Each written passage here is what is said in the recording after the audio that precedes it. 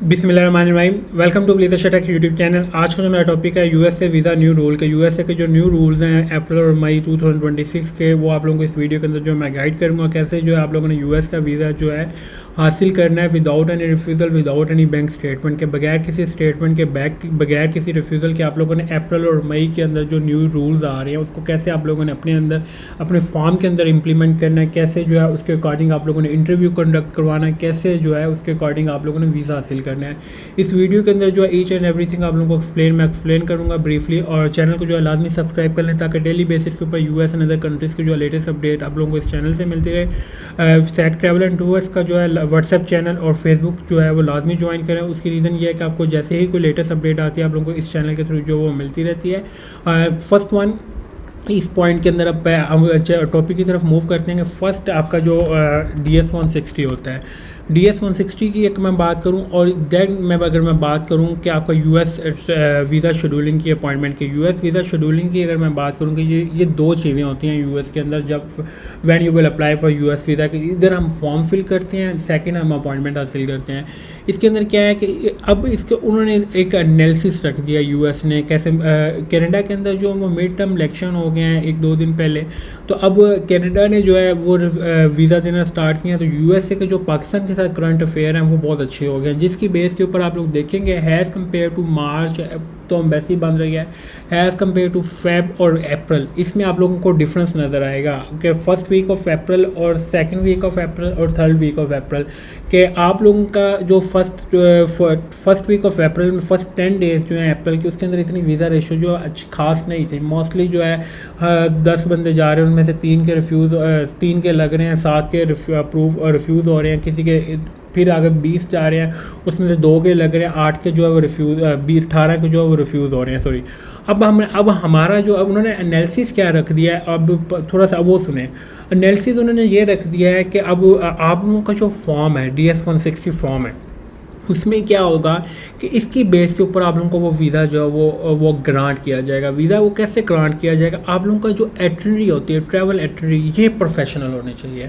Travel एटनरी जो है professional होनी चाहिए। उसके बाद स्कूलिंग अगर आपके पास है, स्कूलिंग का मतलब आपके पास एजुकेशन है तो ठीक है, अदरवाइज छोटे मोटे जो है शॉर्ट कोर्सेज जो है लाजमी करें, लाइक कोर्सरा से कर लें, लाइक किसी भी डिपार्टमेंट से कर लें, बेशक कंप्यूटर कोर्स कर लें, वो अब बहुत कंपलसरी है। विदाउट एजुकेशन जो है बिलो 35 ईयर का जो 35 साल से कम है उनके लिए जो है वीज़ा लेना बहुत स्ट्रिक्ट है। अगर कोई कहेगा कि हम लगवा देंगे, इस्लाम कर देंगे विदाउट ट्रैवल हिस्ट्री, तो ये चीज़ें आपके लिए डायरेक्ट रिफ्यूज़ल है। आप Thailand, Malaysia, Saudi Arabia, Dubai, इसको कोई ट्रैवल हिस्ट्री नहीं माना जाता। ये आप लोगों को मैं ज़हन से चीज़ क्लियर कर दूं कि हमारी ये ट्रैवल हिस्ट्री और हम कहेंगे हम लोग इसकी बेस के ऊपर यूएस का वीज़ा ले लें, ऐसा नहीं होगा। आप लोगों ने क्या करना है, अगर ये चीज़ें हैं तो वेल एंड गुड, साथ अपने छोटा मोटा कुछ शॉर्ट कोर्स लाजमी कर लेना। उसके बाद शॉर्ट कोर्स लाइक ऑनलाइन भी कर सकते हैं, कोर्सरा आपको फ्री ऑफ कॉस्ट जो है वो कोर्सेज कराता है, आप वो कर लें।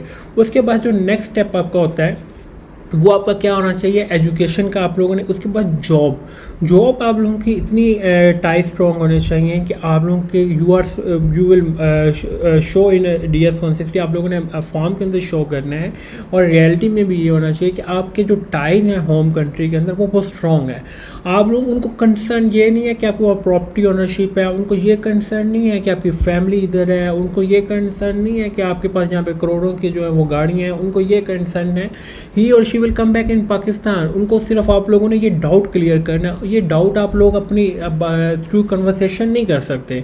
आप कन्वर्सेशन के थ्रू वो मैक्सिमम आपको 1 से 2 मिनट के अंदर आप कैसे उसको ये चीज़ें जो है वो क्लियर करेंगे। 1 से 2 मिनट के अंदर उन्होंने 5 to 6 क्वेश्चन आप लोगों से जो वो पूछने होते हैं, उसके अंदर आप ये नहीं कह सकते जी मेरे तो पास तो ये भी है। ये चीज़ें आप लोग किधर अपनी क्लियर कर सकते हैं, ये रूल्स के अकॉर्डिंग थोड़ा सा बता रहा है, इसको अगर आप लोग फॉलो कर लेंगे तो then you will get easily US visa. US की ये जो फॉर्म है, ये DS-160 फॉर्म है, ये डे बाई डे टेक्निकल होता जा रहा है। अगर आप पहले क्या होता था, हर बंदा उठता था उसका वीज़ा ऐसे लग गया, हमारा भी ऐसे लग गया था, वो आफ्टर सम टाइम आप देखते उसका वीज़ा जो है रिफ्यूज़ हो गया। अब ये टेक्निकली तौर के ऊपर आप करेंगे तो आप वीज़ा हासिल कर लेंगे। बेशक आप करोड़पति हैं, बेशक आप वो नॉर्मल मिडिल क्लास हैं, बेशक आप लीड क्लास हैं, बेशक आप अपर मिडिल है, जो भी सिनेरियो है इसमें ये कंसेप्ट अमेरिका की तरफ से ये ख़त्म है। आप लोगों का इस फॉर्म की बेस के ऊपर आप लोगों का वीज़ा होगा, आप लोगों का एटनरी की बेस के ऊपर आपका वीज़ा होगा। उसके बाद आप लोगों का ये ये जब आप लोगों का सारा फॉर्म फिल हो जाएगा उसके बाद आप लोगों का जो वीज़ा लगेगा वो आपकी कन्वर्सेशन के ऊपर लगेगा। कन्वर्सेशन किसके अकॉर्डिंग होगी? आपके फॉर्म के अकॉर्डिंग होगी। कन्वर्सेशन में ये नहीं होगा कि आपसे वो आउट ऑफ कोर्स जिसे कहते हैं आउट ऑफ कोर्स, इसमें क्या है DS 160 कि DS 160 से आउट जाके वो आपसे क्वेश्चन करें, ऐसा कुछ नहीं होगा। आपसे वो क्वेश्चन जो किए जाएंगे आपके फॉर्म के अकॉर्डिंग क्वेश्चन किए जाएंगे, आपके फॉर्म के अकॉर्डिंग ही आप लोगों के आंसर होने चाहिए।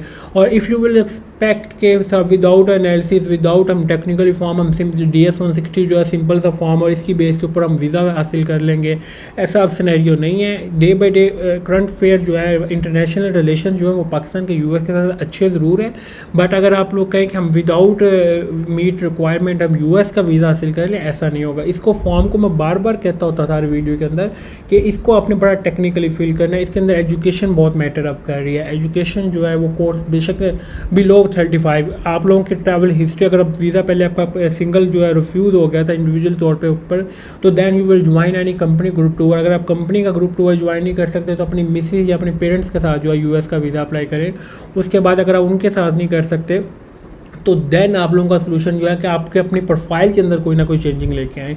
सेम प्रोफाइल के ऊपर जो है अगेन US का वीज़ा ना अप्लाई करें। अगर आपको कोई कह रहा है कि नहीं आप करें नेक्स्ट डे ही करें, बिल्कुल करें, बट कुछ चेंजिंग करके। ये अगर आपका कोई ये नेक्स्ट डे उनके लिए है, अगर आप लोगों का 7 से 8 क्वेश्चन वो कर लेते हैं तो देन वो मतलब कि आप नियर टू अप्रूवल से वापस आए हैं, तो देन आप जो है राइट वे जो है दोबारा अप्लाई करें, अदरवाइज ना करें। थैंक यू फॉर वॉचिंग लितिश टेक यूट्यूब चैनल को सब्सक्राइब लाजमी करें ताकि डेली बेसिस के ऊपर US एंड अदर कंट्रीज़ की जो लेटेस्ट अपडेट आप लोगों से शेयर करता हूँ। Thank you for watching. अल्लाह हाफिज़।